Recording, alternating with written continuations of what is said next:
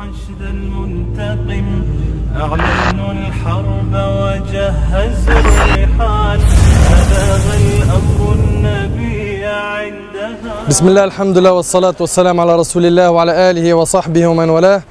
رب اشرح لي صدري ويسر لي أمري واحلل عقدة من لساني يفقهوا قولي. Mes frères et sœurs, nous voici à Uhud. Derrière nous, il y a la montagne de Uhud. Juste ici, nous avons le petit mont des archers, Jabal al-Rumat. C'est ici qu'a eu lieu cette grande bataille qui est la bataille de Uhud. Avant de rentrer dans la description, l'histoire de cette bataille, permettez-moi d'abord de vous rappeler un petit peu comment a commencé l'islam à la Mecque. C'est très important pour comprendre en fait pourquoi il y a eu cette bataille.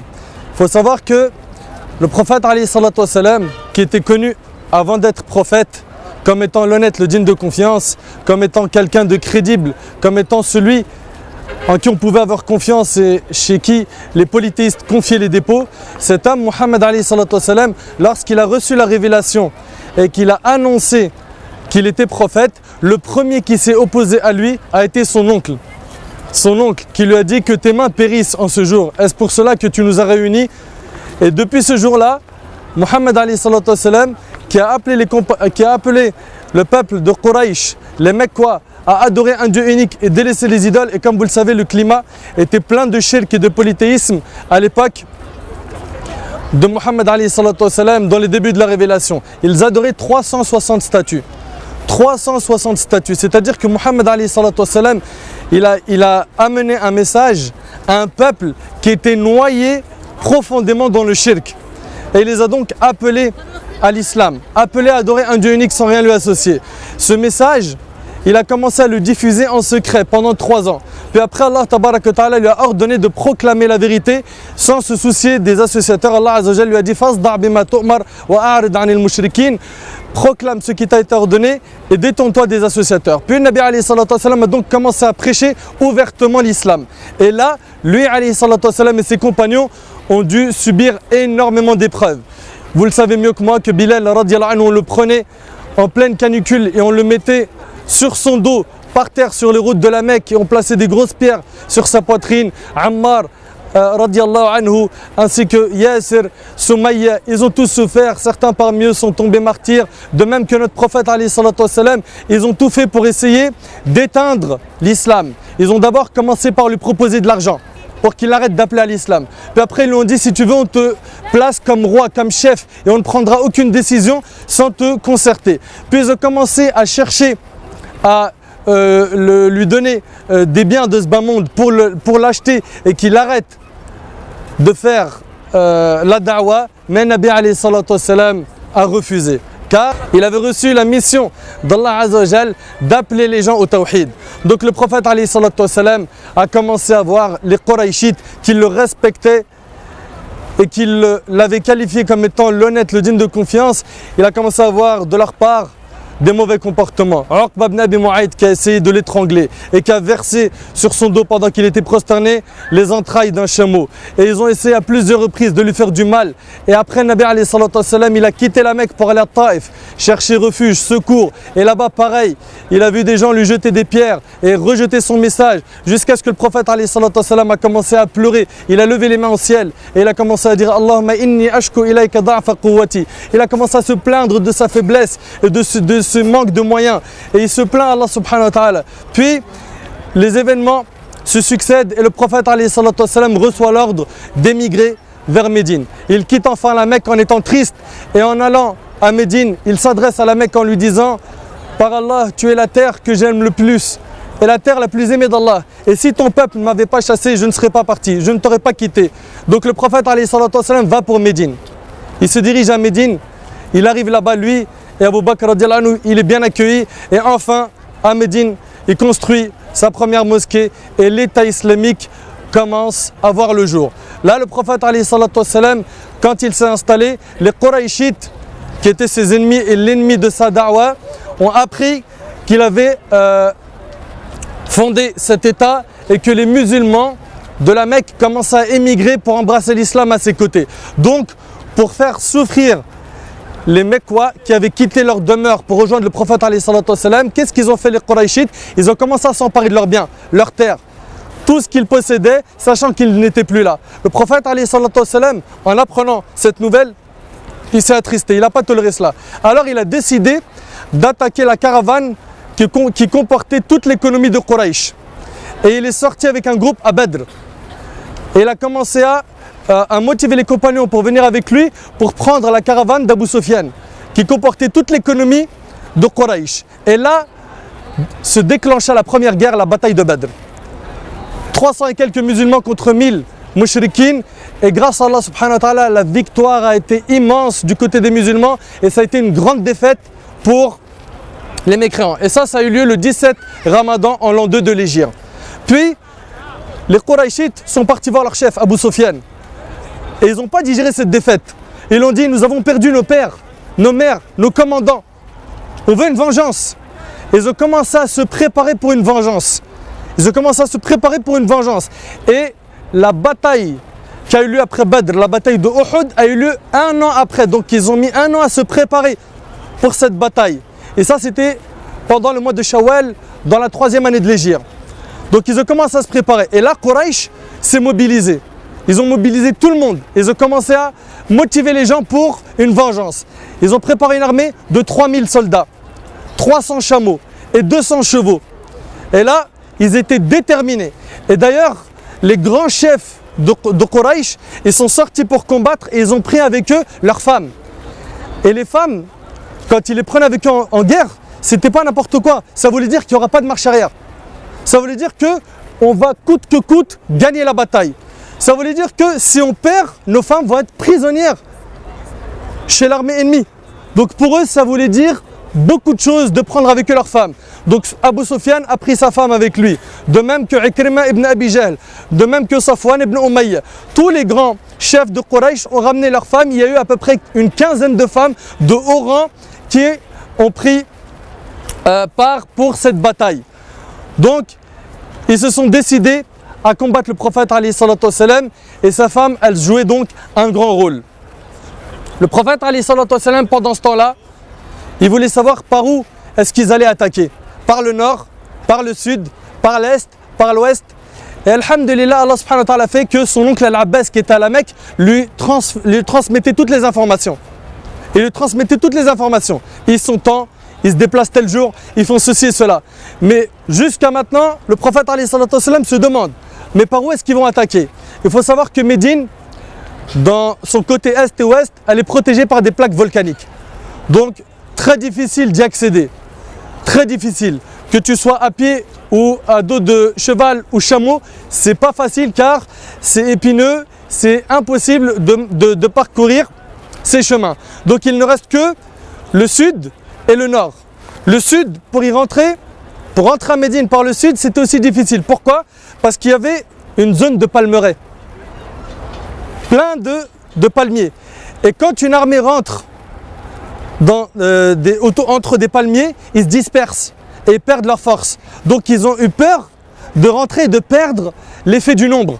Alors ils se sont dit, on va attaquer par le nord. Et le prophète alayhi salatu wassalam a fini par savoir qu'ils allaient attaquer par le nord. Et là, les Qurayshites se sont installés à Uhud, dans cet endroit là-bas, du côté gauche. Et c'était un mercredi. Puis, le vendredi, le prophète alayhi salatu wassalam, donc 2 jours après l'installation des Qurayshites ici, le vendredi, le prophète alayhi salatu wassalam réunit les compagnons pour une khutbah de Jumu'ah. Et il leur rappelle la grande récompense qui est le paradis, et l'importance de défendre l'islam, et le sacrifice, et l'engagement, et il leur rappelle leur responsabilité face à tout cela. Puis après ce discours, un climat s'installe à Médine, tout le monde veut combattre. Tous les musulmans veulent combattre. Ils veulent tous prendre part à cette guerre. Même les plus jeunes, même les non-pubères, Ibn Omar et plein d'autres. Et le prophète alayhi salatu wassalam a refusé les non-pubères. Et il a fait une exception pour Rafi' ibn Khadij qui avait 15 ans. Il l'a pris car il était très bon au tir à l'arc. Et Samur ibn Jundub, qui est aussi jeune et qui avait son âge, lui a dit, pourquoi tu le prends lui et tu ne me prends pas moi? Ils voulaient tous participer à la bataille. Ils voulaient tous se sacrifier pour Allah subhanahu wa ta'ala. Et Samur ibn Jundub, quand il a dit ça au prophète alayhi salatu wassalam, il a dit je suis plus fort que lui en corps à corps. Le prophète alayhi salatu wassalam leur a demandé de faire une lutte en corps à corps. Et effectivement, Samur ibn Jundub l'a mis à terre. Et là, il l'a accepté dans la bataille. Donc là, le prophète alayhi salatu wassalam commence à organiser son armée. Il commence à l'organiser. Ils sont 1000 musulmans contre combien? 3000.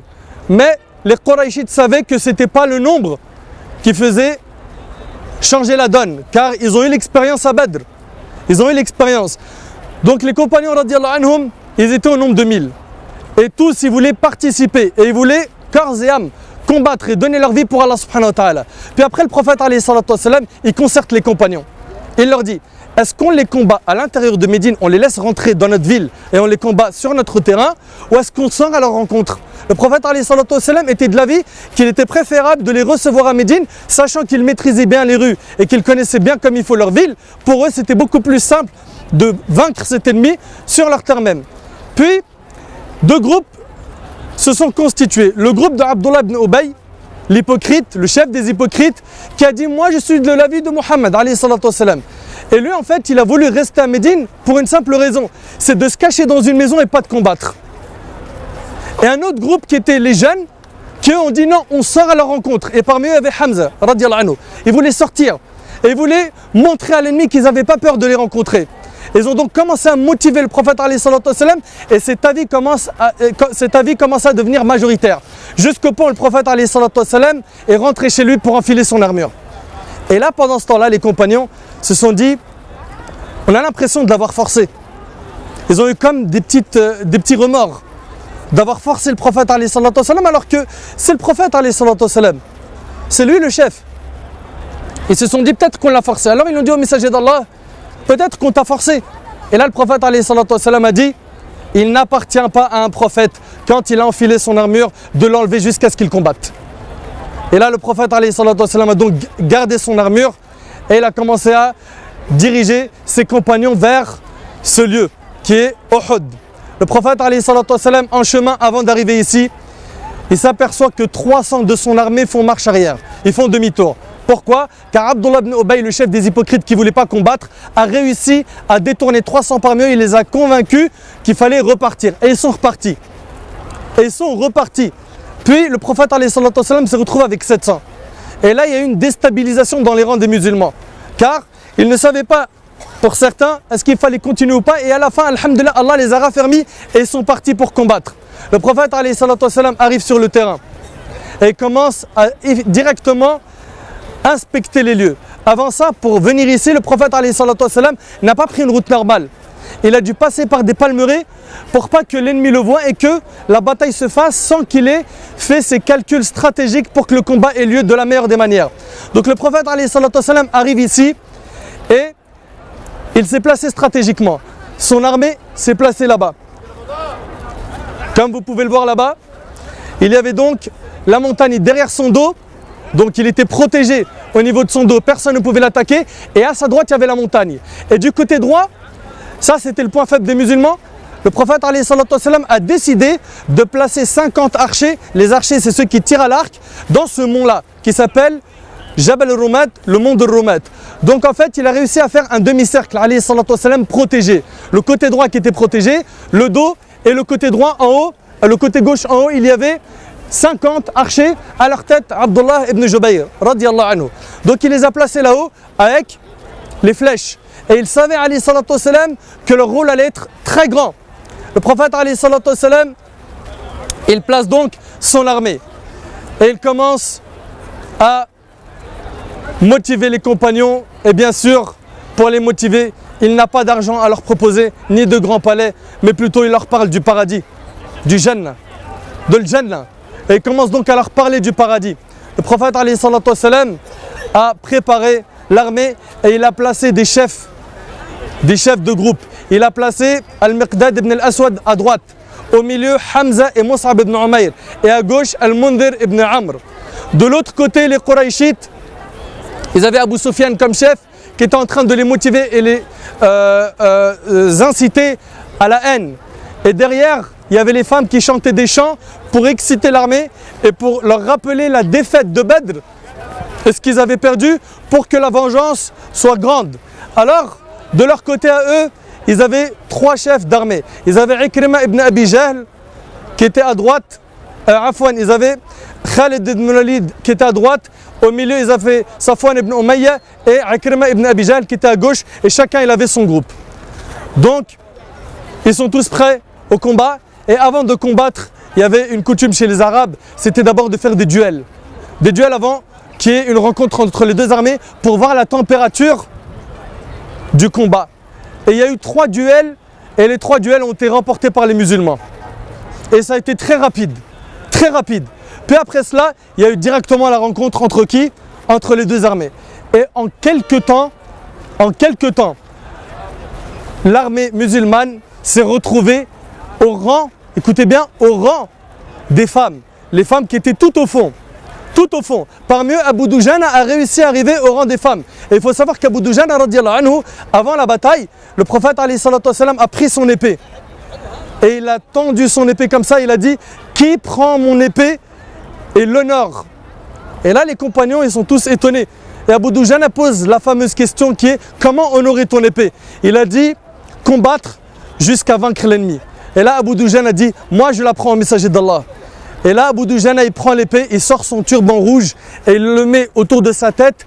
Et les compagnons, en voyant ça, ont compris qu'Abu Dujana avait pris la décision de ne pas rentrer chez lui aujourd'hui. Ils ont directement compris qu'il était prêt à mourir. Et là, un climat de confiance et de force s'installe auprès des compagnons. Et il commence à marcher en gonflant son torse dans les rangs des musulmans.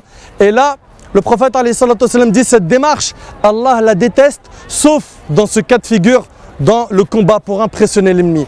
Donc les compagnons, ils étaient tous prêts à se sacrifier, tous prêts à donner leur vie pour Allah subhanahu wa ta'ala, tous prêts à défendre l'islam. Et ils sont arrivés, comme je vous l'ai dit, en quelques temps, au bout de l'armée. Et celui qui portait le drapeau chez les musulmans était Mus'ab ibn Umayr, le drapeau des musulmans, celui qui le portait avait la responsabilité de le garder élevé. Car dans le cas où il tombait par terre, c'était la défaite. Et du côté des mouchriquines, quand les musulmans sont rentrés dans leur rang, il y a une dizaine d'hommes qui ont cherché l'un après l'autre à prendre le drapeau et ils sont tous tombés avec le drapeau. Tous. Et le drapeau a fini par terre. Et les musulmans ont vu l'armée ennemie fuir. Et là, qui avait la meilleure vue de tout ce qui se passait dans le champ de bataille parmi les musulmans? Les archers, car ils étaient en hauteur. Ils ont commencé à voir que les musulmans étaient en train de ramasser les butins de guerre. Et c'est ça y est, ils étaient en train de ramasser tout ce qui est butin. Et en voyant ça, certains se sont dit, ça y est, c'est la victoire. Allez, on descend, on va ramasser nous aussi le butin de guerre. Et là, leur émir, leur chef, qui était Abdullah ibn Jubayr, leur a rappelé la recommandation du prophète qui avant la bataille leur a dit, si vous les voyez nous tuer ou gagner la guerre, ne descendez pas. Et il a dit, Abdullah ibn Jubayr, protège nos dos et ne descend en aucun cas. Donc la recommandation, elle est claire, ferme, explicite. Et Abdullah ibn Jubayr se rappelle de la recommandation du prophète. Donc il leur dit, ne descendez pas, rappelez-vous de la parole du prophète. Ils ont dit, mais ça y est, c'est fini, la guerre elle est terminée, la victoire est pour nous. Et là, 40 parmi eux ont désobéi à l'ordre du prophète et sont descendus. À ce moment-là, de l'autre côté, dans l'armée ennemie, Khalid ibn Walid, qui n'était pas encore musulman, et qui plus tard va l'être, radiallahu anhu, Khalid ibn Walid a vu cette faille. Et il savait, comme il était très fort dans tout ce qui est stratégie de guerre, que le point faible des musulmans, c'était ça, le mont des archers. Et quand il a vu les 40 descendre, alors que lui, à 3 reprises, il avait cherché à monter pour attaquer les archers, mais il était repoussé par les flèches, il s'est dit, là c'est l'occasion, c'est maintenant ou jamais. Surtout que, pendant cette bataille, les musulmans ont perdu un grand homme, un lion, Hamza radiallahu anhu, qui a été tué par Wahshi, qui plus tard lui aussi va devenir musulman. Wahshi avait eu une seule mission, il lui avait été dit, si tu veux être libéré, être libre car il était esclave, il te suffit de tuer Hamza. Et il était très fort, il maîtrisait bien la lance. Donc il a commencé à se faufiler dans les rangs jusqu'à se retrouver devant Hamza Et quand Hamza a trébuché, il a pris sa lance et il l'a tué. Et quand il l'a tué, il faut savoir qu'il a tué l'oncle du prophète alayhi salatu wassalam. Il a tué son frère de lait, sallallahu alayhi wa sallam. Il a tué un parmi les grands chefs des musulmans. Et les musulmans ont perdu un grand homme ce jour-là. Un grand homme. Et vous verrez à la fin que le prophète alayhi salatu wassalam a pleuré lorsqu'il a vu son oncle Hamza mort. Radiyallahu anhu an jami' as-sahaba. Donc Hamza, il a été tué pendant cette bataille. Donc une perte. Et Khalid ibn al-Walid, radiyallahu anhu, qui n'était pas encore musulman, il monte ici, dans ce mont, le mont des archers, et il tue les 10 musulmans qui restaient là-haut. À ce moment-là, le prophète alayhi salatu wassalam, qui était derrière l'armée en train de donner les directives pour que les musulmans combattent de la meilleure des manières, à ce moment-là, ce qui se produit, c'est que Khalid ibn al-Walid contourne et avec l'armée ennemie, ils arrivent derrière le prophète alayhi salatu wassalam. Le prophète alayhi salatu wassalam, il faut savoir qu'autour de lui, il n'y avait que 10 compagnons. Et les musulmans, ils étaient loin en train de ramasser le butin. Et là, le prophète alayhi salatu wassalam, il a deux choix. Soit il fuit, d'accord? Soit il reste et il appelle les compagnons à revenir, mais en appelant, les gens vont savoir qu'il est là, et c'était l'ennemi public des mouchriquines. Donc là, il y a un choix difficile. Mais est-ce que vous pensez que le prophète alayhi salatu wassalam va fuir? Le prophète alayhi salatu wassalam n'a pas fui. Il a dit aux musulmans, venez à moi, vers moi, vers moi. Il a commencé à les appeler. Et là, il a attiré l'attention des ennemis. Puis, les 10 compagnons qui étaient autour du prophète alayhi salatu wassalam, le prophète alayhi salatu wassalam s'est adressé à eux en leur disant, qui me protège et aura le paradis. Et là, ils se sont mis tous en face de l'ennemi, pas pour les combattre, mais juste pour retarder le mal qui pourrait toucher le prophète alayhi salatu wassalam le temps que les musulmans reviennent. Car là, ils n'étaient pas en posture de pouvoir combattre toute cette armée. Et à ce moment-là, le prophète alayhi salatu wassalam regarde ses compagnons en ayant la certitude que c'est la dernière fois qu'il va les voir. Ça y est, c'est la fin. Il sait qu'à ce moment-là, il ne va plus les voir. Et eux, ils savent qu'entre eux et le martyr, il ne reste plus que quelques secondes. Et là, le sacrifice des compagnons qu'a marqué l'histoire, s'est vu ce jour-là, le jour de Uhud. Là, les 10 compagnons, l'un derrière l'autre, ont commencé à protéger le prophète alayhi salatu wassalam, et l'un derrière l'autre, ils ont été tués, radiyallahu anhum. Jusqu'à ce que Talha, radiyallahu anhu, est venu, et il a commencé à se transformer en bouclier humain pour le prophète alayhi salatu wassalam, et il a été violemment blessé de plusieurs flèches, de coups de sabre, de lance, et il défendait le prophète alayhi salatu wassalam. Pendant ce temps-là, Saad ibn Abi Waqqas, radiyallahu anhu, demanda qui était cet homme avec le visage plein de sang. On lui dit c'est le prophète alayhi salatu wassalam. Il l'a même pas reconnu tellement il a été blessé. Le prophète alayhi salatu wassalam, ce jour-là, c'était un jour très dur pour lui. C'est un jour où il a été blessé au visage. Il avait du sang partout. Il a perdu une parmi ses dents alayhi salatu wassalam. Il a été blessé à l'épaule. Il a été blessé, il a saigné alayhi salatu wassalam. À ce moment, Saad radiyallahu anhu se précipite vers le prophète alayhi salatu wassalam. Et il était très bon en tir à l'arc. Et il commence à tirer. Et là, le prophète alayhi salatu wassalam lui dit, oh Saad, tire! Je sacrifierai mon père et ma mère pour toi, ô Saad. Il a dit une parole qui est immense, le prophète alayhi salatu wassalam. Et ça montrait l'amour qu'avait le prophète alayhi salatu wassalam pour Saad. De même que pendant cette bataille, le prophète alayhi salatu wassalam, il avait 2 crochets dans son casque qui étaient rentrés dans sa joue. Et là, Abu Ubayd ibn al-Jarrah n'a pas supporté. Il s'est précipité et au lieu de tirer les crochets avec sa main pour ne pas blesser le prophète alayhi salatu wassalam, il l'a fait avec sa bouche. Regardez les sacrifices. Et en tirant le premier crochet qui était sur sa joue droite, il a perdu une dent. Et il a saigné. Et il s'en est pas soucié. L'essentiel, c'était de ne pas faire balle au prophète alayhi salatu wassalam. Puis après, il a retiré le deuxième crochet avec ses dents encore alors qu'il saignait. Et il a cassé une autre dent. Et tout ça, c'était le sacrifice des compagnons radiyallahu anhum.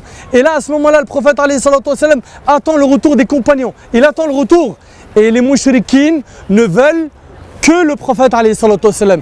Jusqu'à ce que, pendant ce moment-là, Mus'ab ibn Umayr radiyallahu anhu, qui lui portait le drapeau des musulmans, il commence à se faire combattre. Et les musulmans qui étaient partis ramasser le butin commencent à recevoir des flèches par derrière. Et là, c'est le flou total sur le champ de bataille. Les musulmans ne comprennent plus rien.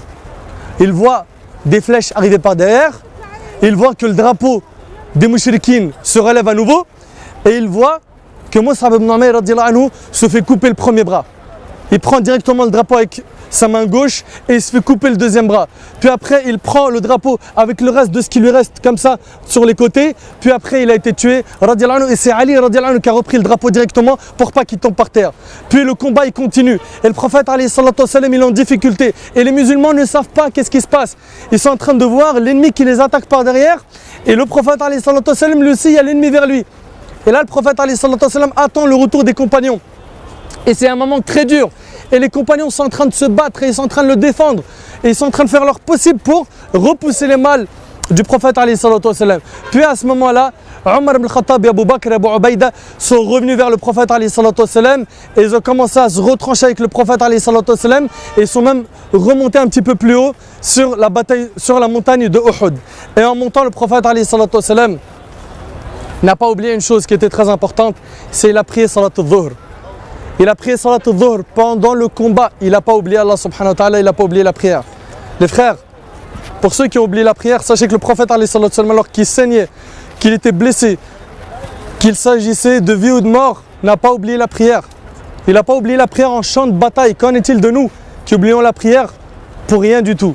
Donc le prophète reste là-haut et il est inquiet. Puis Abu Sufyan, qui était en bas de la montagne, dit: est-ce qu'il y a parmi vous Mohammed, Abu Bakr et Omar? Et là le prophète leur demande de ne pas répondre. Jusqu'à ce que Abu Sufyan commence à dire des paroles qui ont déplu.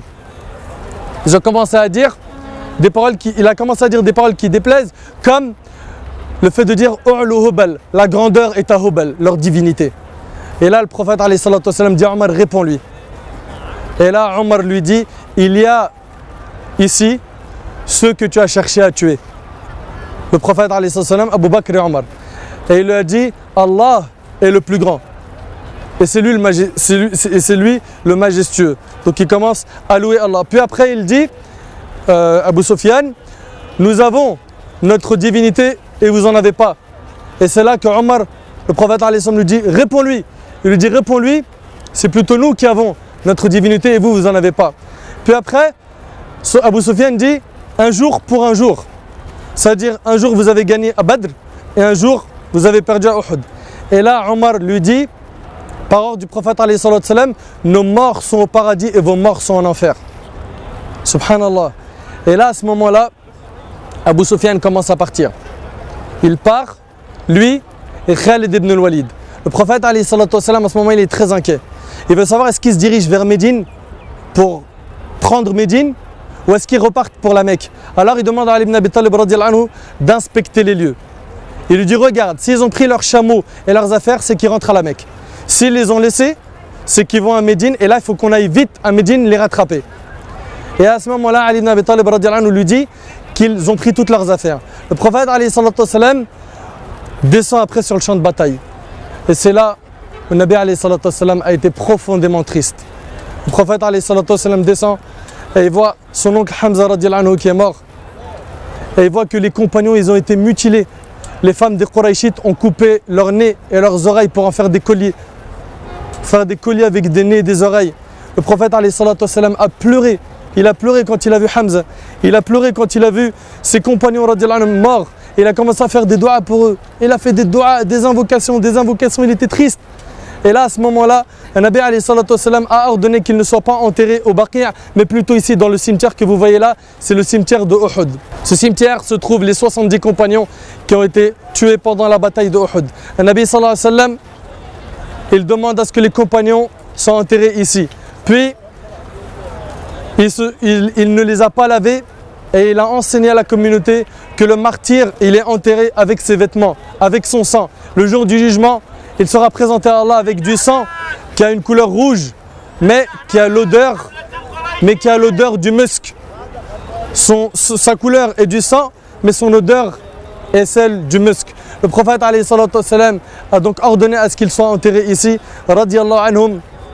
Puis, sallallahu alayhi wa sallam, il s'est dirigé vers un endroit qui s'appelle Hamra el-Asad, qui était à l'extérieur pour voir est-ce que les Qurayshites allaient revenir ou non, car il avait peur qu'en chemin, ils fassent demi-tour et qu'ils viennent s'en prendre à Médine. Alors il est resté là-bas 3 jours et après, quand il s'est rassuré que Quraysh ne revenait pas, il est rentré à Médine, sallallahu alayhi wa sallam. Ça, c'était un bref résumé de la bataille de Uhud. On peut voir dans la bataille de Uhud que ça a commencé par une victoire, puis une défaite à cause de la désobéissance, puis à la fin quand même une victoire, sachant qu'ils ne se sont pas emparés de Médine, n'est-ce pas?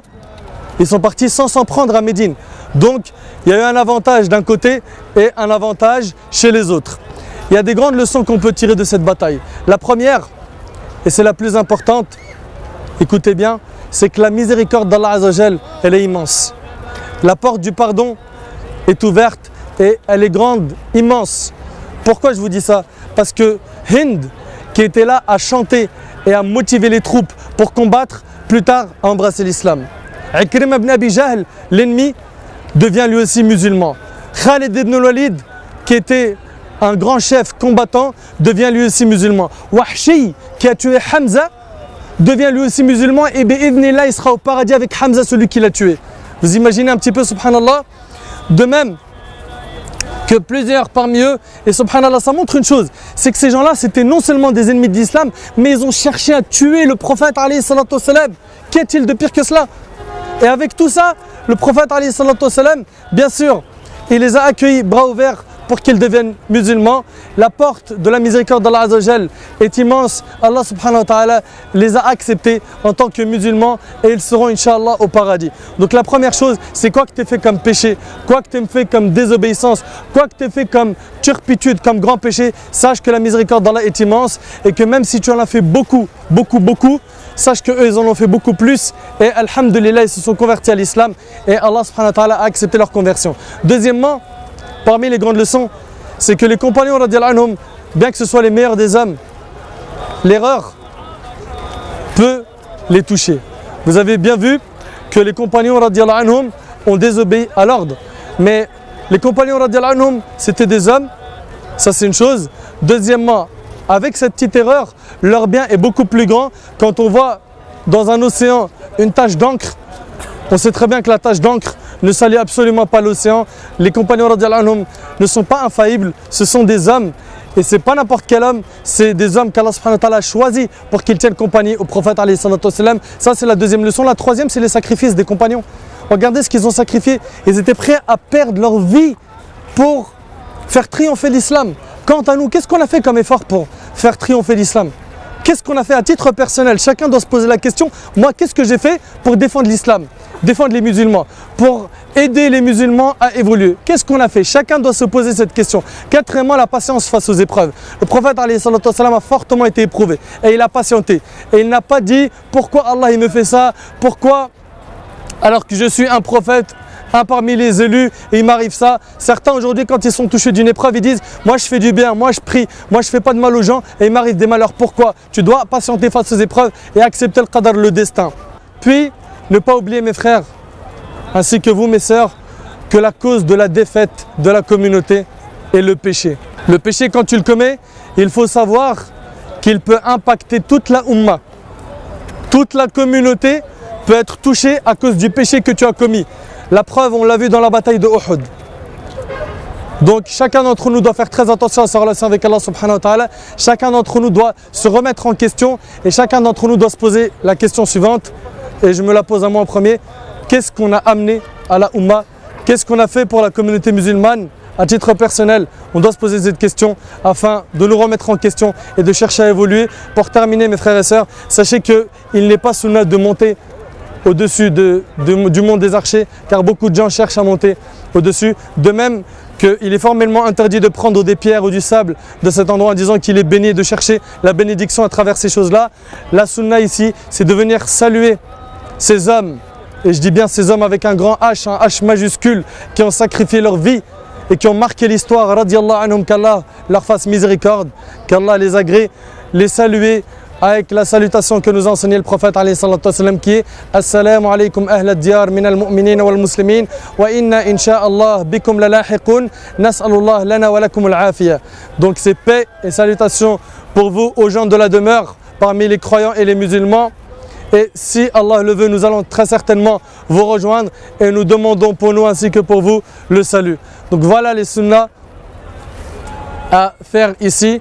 Et ne pensez pas que cet endroit-là, on doit y prendre des pierres ou bien se diriger vers des tombes et invoquer un mort ou chercher l'intercession auprès des morts. Tout ça, c'est du shirk et c'est haram.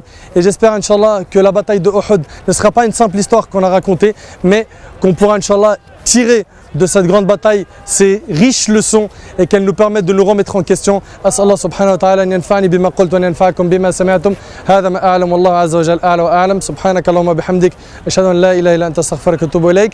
Barakallahu fikum wassalamu alaykum wa rahmatullahi wa barakatuh. حشد الكفار حشد المنتقم أعلنوا الحرب وجهزوا الرحال بلغ الأمر النبي